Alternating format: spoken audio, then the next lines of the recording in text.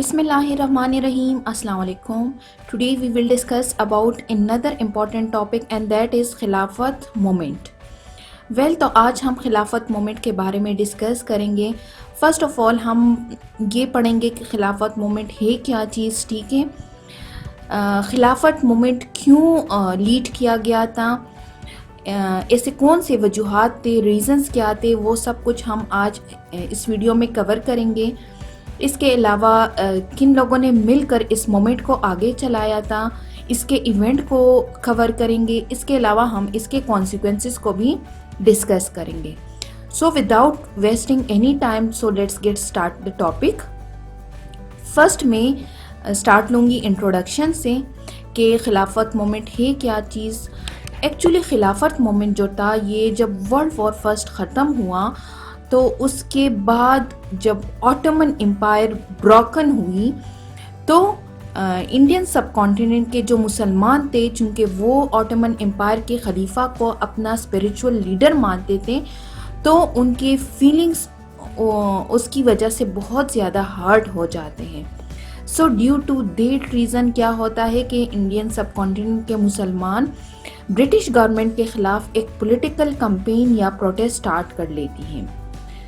और इस प्रोटेस्ट को या कैंपेन को हम क्या बोलते हैं, खिलाफत movement. So now as usual मैं टॉपिक को स्टार्ट करूंगी या समझाऊंगी मैं बैकग्राउंड से, ठीक है. बैकग्राउंड में क्या हुआ था कि जब वर्ल्ड वॉर फर्स्ट स्टार्ट हुआ तो ऑटोमन एम्पायर ने जर्मनी का साथ दिया अगेंस्ट द ब्रिटिश, ठीक है. जबकि दूसरी तरफ अगर हम ब्रिटिश की बात करें तो उस टाइम ब्रिटिश का इंडियन सब कॉन्टिनेंट पर रूलिंग चल रही थी. तो ब्रिटिश ने अपनी मुसलमान जो रियायतें उनकी सपोर्ट हासिल करने के लिए इस वॉर में उन्होंने क्या किया, एक प्रोक्लेमेशन इशू कर दिया कि हम इस जंग के दौरान जो मुस्लिम होली प्लेसेस होंगे उसको कोई नुकसान नहीं पहुंचाएंगे. So on this assurance of British government क्या होता है कि मुसलमान तैयार हो जाते हैं ब्रिटिश का साथ देने के लिए इस जंग में. चूँकि मुसलमान जो ऑटोमन एम्पायर के खलीफा होते हैं उनको अपना स्पिरिचुअल लीडर मानते हैं, ठीक है. सो इस एश्योरिटी की वजह से जो मुसलमान हैं वो तैयार हो जाते हैं इस जंग में, वो बढ़ चढ़ कर ब्रिटिश का साथ देते हैं. बट जब होता क्या है कि जब जंग ख़त्म हो जाती है तो ब्रिटिश गवर्नमेंट अपने किसी प्रॉमिसेस को पूरा नहीं कर पाते. इसके बाद ट्रीटी ऑफ सेवरेस 1920 जो था ये ऑटोमन एम्पायर और एलाइड पावर के दरमियान जो था ये एक ट्रीटी साइन हुई थी, जिसमें क्या हुआ था कि जो तमाम जो ऑटोमन एम्पायर के नॉन टर्किश टेरिटरीज थे उनको हथियार लिए गए थे. मींस इस टेरिटरी के बाद जो ऑटोमन एम्पायर था वो सिर्फ टर्की तक लिमिटेड रह चुका था, ठीक है. तो ये भी एक वो बहुत ज़्यादा गम और गुस्से की बात मुसलमानों में थी.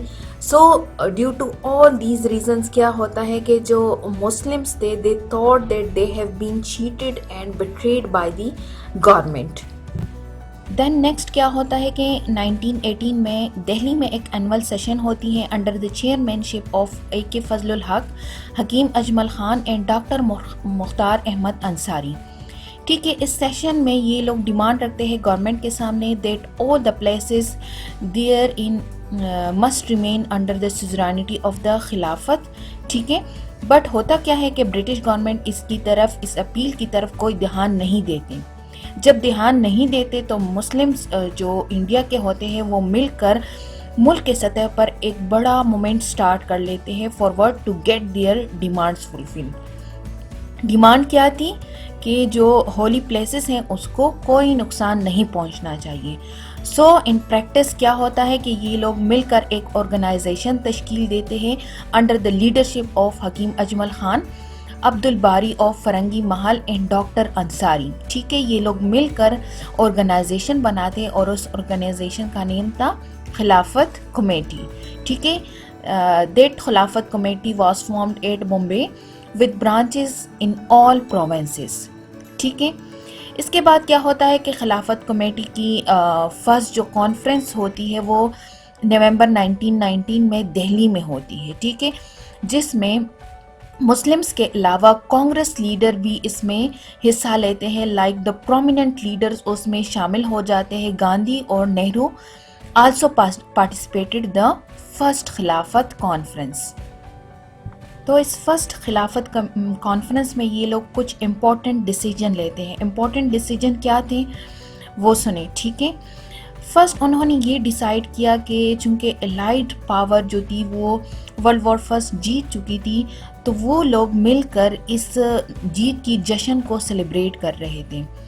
تو جو انڈین پیپل تھے انہوں نے ڈیسائیڈ کیا کہ ہم اس سیلیبریشن میں کوئی پارٹیسپیٹ نہیں کریں گے، ہم ان کا ساتھ نہیں دیں گے، بائیکاٹ کرتے ہیں، ٹھیک ہے۔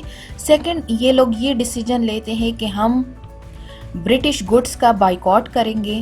تھرڈ، انہوں نے یہ ڈیسائیڈ کیا کہ ہم نان کوآپریشن مومنٹ بھی سٹارٹ کریں گے، ٹھیک ہے۔ تو یہ کچھ امپورٹنٹ ڈیسیجن تھے جو کہ یہ فرسٹ خلافت کانفرنس میں ڈیسائیڈ کرتے ہیں۔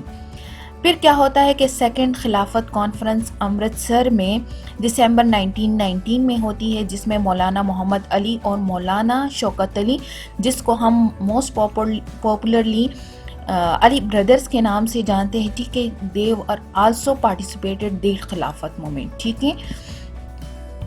So during the second خلافت کانفرنس کچھ ڈیسیجن یہاں پر بھی لیتے ہیں۔ ڈیسیجن کیا تھے؟ ڈیسیجن یہ ہوتا ہے کہ ہم 2 ڈیلیگیشن بھیجیں گے، ایک delegation prime minister British prime minister کے پاس اور دوسرا وائسرائے آف انڈیا کے پاس۔ یہ ڈیسیجن سیکنڈ خلافت کانفرنس میں ہوتی ہے، جس کو ہم خلافت ڈپوٹیشن کا نام بھی دیتے ہیں، ٹھیک ہے۔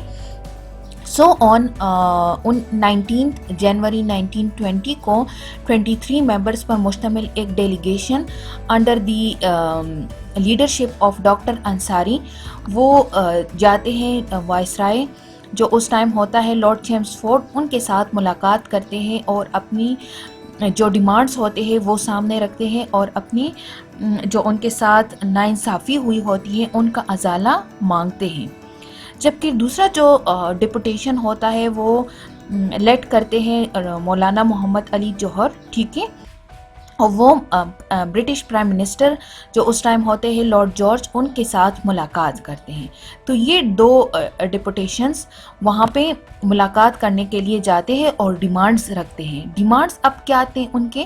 ڈیمانڈز یہ تھے کہ the Turkish empire should not be dismembered. Next تاکہ the institution of خلافت must be retained. Third, the holy places should remain in the custody of Turkish government. Fourth, جزیرۃ العرب including Mesopotamia, Arabia, Syria and Palestine with the holy places situated therein must always remain under the sovereignty of the خلافت۔ تو یہ تھے وہ demand جو کہ یہ viceroy lord چیمسفورڈ کے سامنے اور لارڈ جارج جو ہوتے ہیں پرائم منسٹر ان کے سامنے رکھتے ہیں۔ سو ان رسپانس ٹو دا ڈیلیگیشن کیا ہوتا ہے کہ جو برٹش کے پرائم منسٹر ہوتے ہیں وہ ڈیلیگیشن کو بہت شاکنگ اور سیٹسفیکٹریلی رسپانس نہیں دیتے اور ان کو کچھ ایسے بتانے کی کوشش کرتے ہیں that they had applied the principle of self determination to those countries which oppress subject people and provoked war to destroy the liberty throughout the world. So جب ڈیلیگیشن ناکام ہو جاتی ہے تو ایونچولی 28 مئی 1920 کو جو خلافت کمیٹی ہوتی ہے وہ بمبئی میں ایک بہت بڑا جلسہ ارینج کرتے ہیں جس میں وہ نان کوآپریشن مومنٹ کو اناؤنس کرتے ہیں اور یہ بھی کہتے ہیں کہ it is the only practical cause of the action. So naan cooperation moment میں کیا تھا؟ نان کوآپریشن مومنٹ میں یہ تھا کہ وہ برٹش کے تمام جو آنرشپ کے طور پر ان کو ٹائٹلز ملے ہوتے ہیں ان سے سرنڈر کرتے ہیں۔ اس کے علاوہ وہ ریفیوز کرتے ہیں کہ ہم کسی بھی گورنمنٹ فنکشنز کو اٹینڈ نہیں کریں گے۔ جو لائرز ہوتے ہیں وہ کورٹ سے بائیکاٹ کرتے ہیں۔ اس کے علاوہ الیکشن کو اٹینڈ نہیں مطلب کہ جو ریفارمز 1919 میں طے پایا ہوتا ہے کہ 1920 میں الیکشنز ہونے ہیں تو ان سے بھی بائیکاٹ کرتے ہیں۔ اس کے علاوہ وہ یہ بھی کہتے ہیں کہ ہم جو برٹش ملٹری ہوتی ہے آرمی، اس میں کوئی سروس کو جوائن نہیں کریں گے۔ اس کے علاوہ جو بچے ہوتے ہیں وہ اسکول، کالجز، یونیورسٹی سے بائیکاٹ کرتے ہیں، اور برٹش گڈس کا بھی بائیکاٹ کیا جاتا ہے during the naan cooperation moment. تو یہ تھے تمام جو میجرمنٹ تھے جو کہ خلافت کمیٹی میں ایڈاپٹ ہوتے ہیں اگینسٹ دی برٹش گورنمنٹ۔ تو نان کوآپریشن مومنٹ کے ان اقدامات کے علاوہ چونکہ انہوں نے اسکول، کالجز، یونیورسٹیز، کورٹ سے بائیکاٹ کر لیا تھا، تو ان کے مقابلے میں انہوں نے اپنے نیٹو انسٹیٹیوشنز، ایجوکیشنل انسٹیٹیوشنز یا آربیٹریشن سینٹرز بنا دیے۔ تو یوں مسلمانوں اور ہندوؤں کے درمیان جو ریلیشن تھی وہ اور بھی زیادہ اچھی ہو گئی۔